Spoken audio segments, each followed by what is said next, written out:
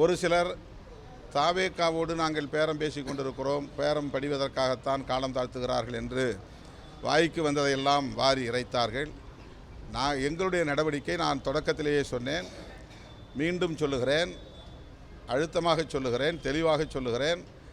இடதுசாரி கட்சிகள் எடுக்கிற முடிவை ஒட்டி எங்கள் கட்சியின் உயர்நிலை குழுவில் நாங்கள் விவாதித்து அதை ஒட்டிய முடிவை எடுப்போம் என்று சொல்லியிருந்தேன். அதிலே எந்த தடுமாற்றமும் எங்களுக்கு இல்லை.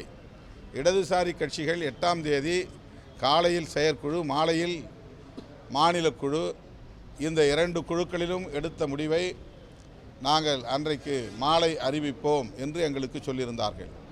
ஆக அவர்கள் அதிகாரபூர்வமாக எடுக்கப்பட்ட முடிவு என்ன என்பதை அறிந்த பிறகு அந்த முடிவை முன்வைத்து எங்கள் தோழர்களிடையே நாங்கள் கலந்தாய்வு செய்வது என்பதை இடதுசாரி கட்சிகளின் தலைவர்களுக்கே தெரியப்படுத்தியிருந்தோம்.